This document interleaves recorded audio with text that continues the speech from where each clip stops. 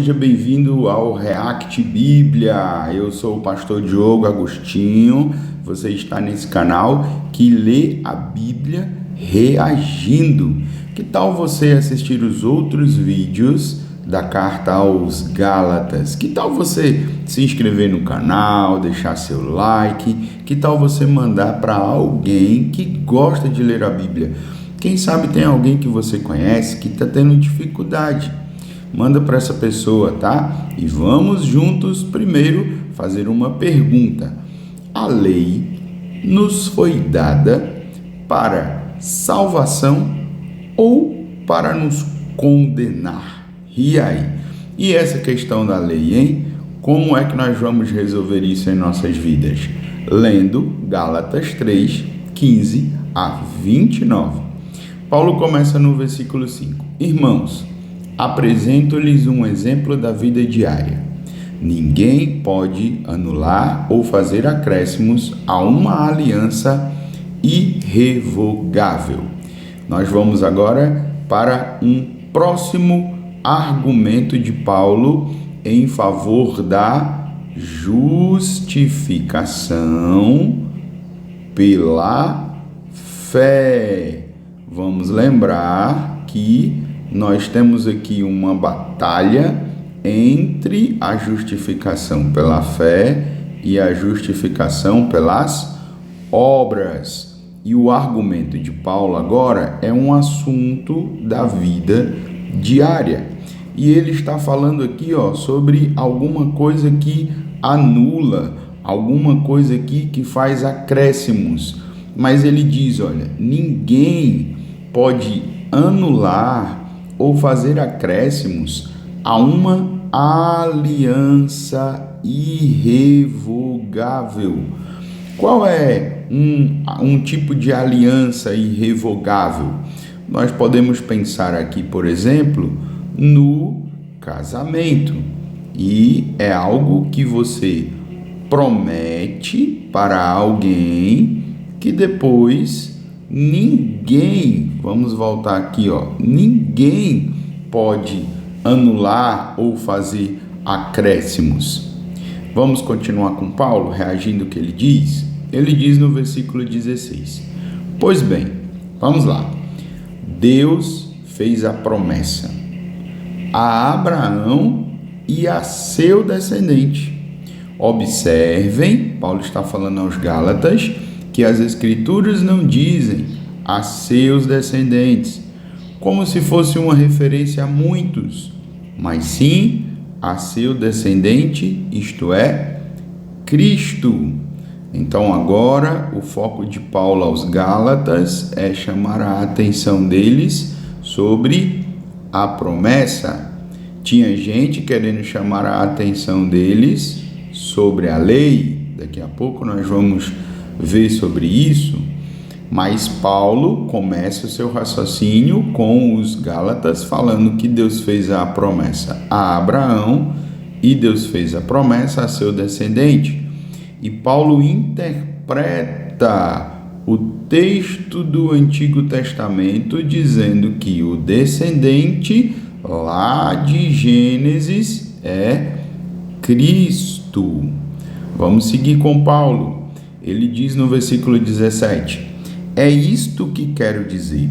A lei, que veio 430 anos depois, não pode anular a aliança que Deus estabeleceu com Abraão, pois nesse caso a promessa seria quebrada.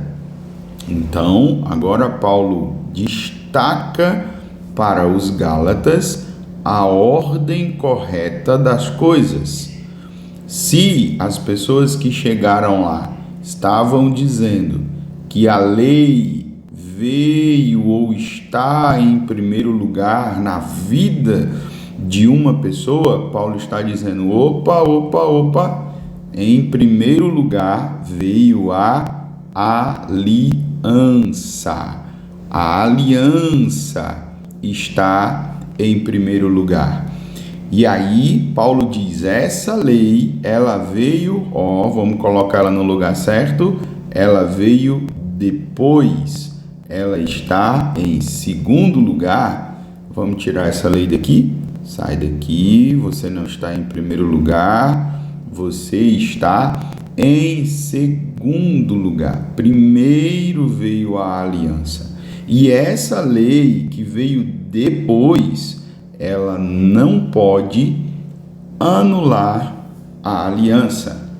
Paulo continua no versículo 18. Portanto, se a herança, olha só, pudesse ser recebida pela obediência à lei que veio em segundo lugar, ela não viria pela aceitação da promessa que veio em primeiro lugar. No entanto, Deus, em sua bondade, a concedeu a Abraão como promessa. Paulo está argumentando com os Gálatas e ele continua no versículo 19. Qual era então o propósito da lei que veio em segundo lugar?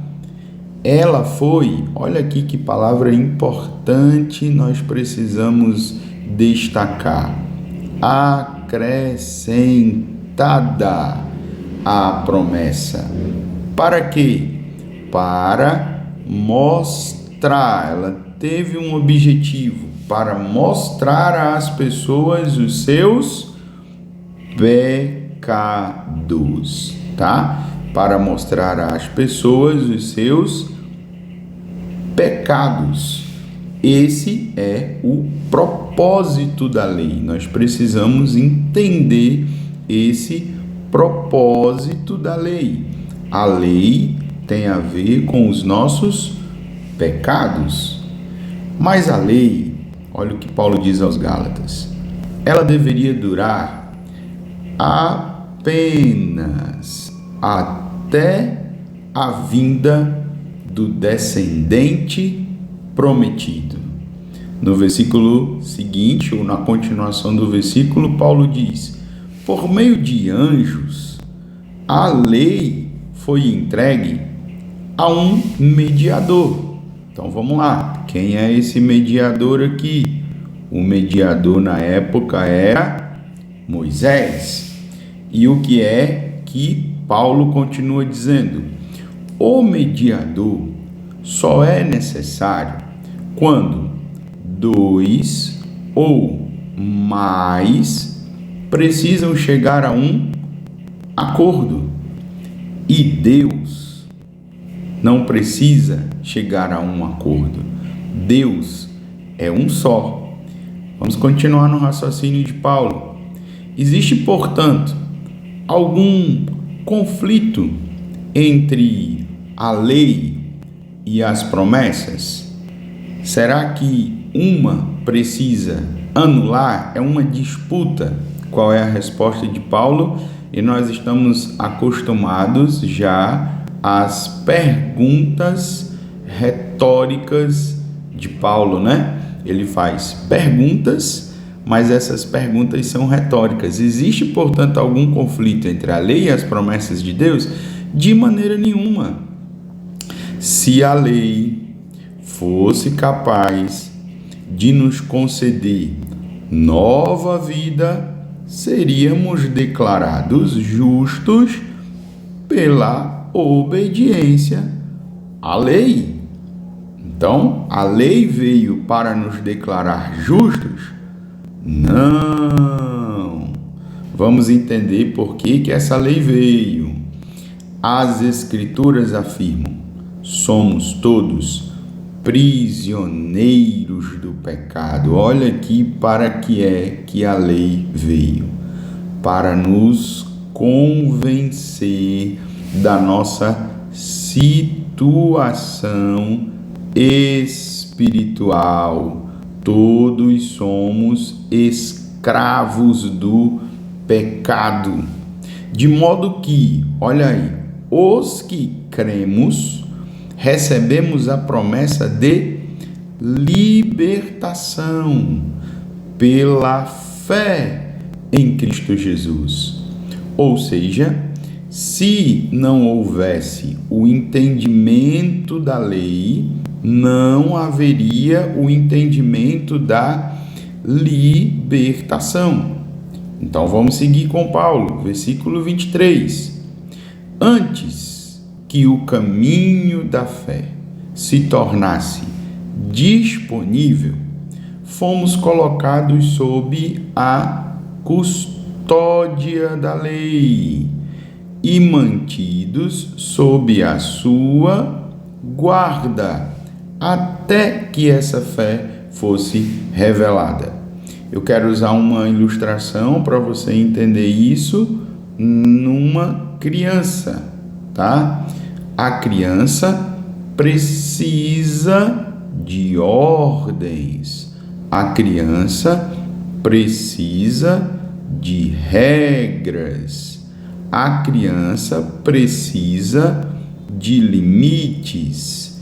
E tudo isso daqui foi o que a lei veio trazer para o homem, que precisava entender antes, olha aqui, que o caminho da fé se tornasse disponível, até que essa fé fosse revelada.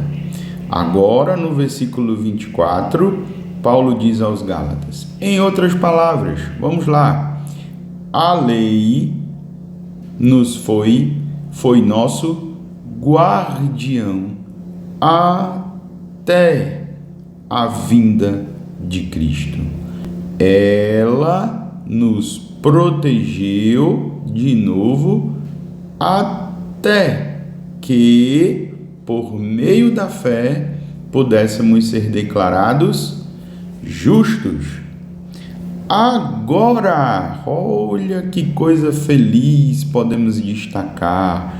Agora que veio o caminho da fé, não precisamos mais da lei como nosso guardião.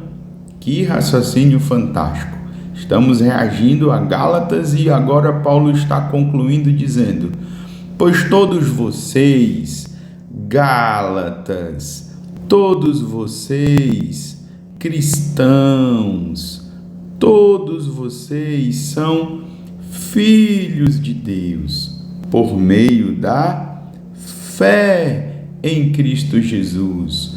Vocês são filhos por causa da lei? Não, vocês não são filhos por causa da lei, é por meio da fé em Cristo Jesus.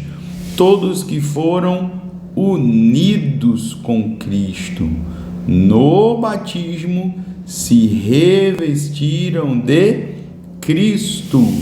Olha aqui, o que Paulo está apontando, agora a realidade é Cristo.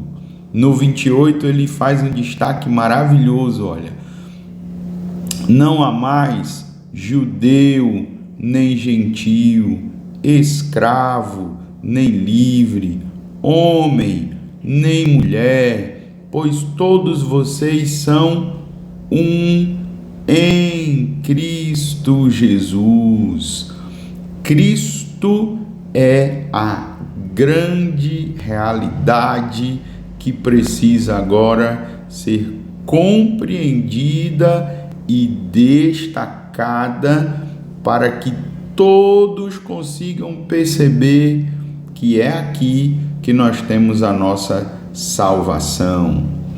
E agora, encerrando o versículo 29, que pertencem a Cristo, são verdadeiros filhos de Abraão, herdeiros dele, segundo a promessa de Deus.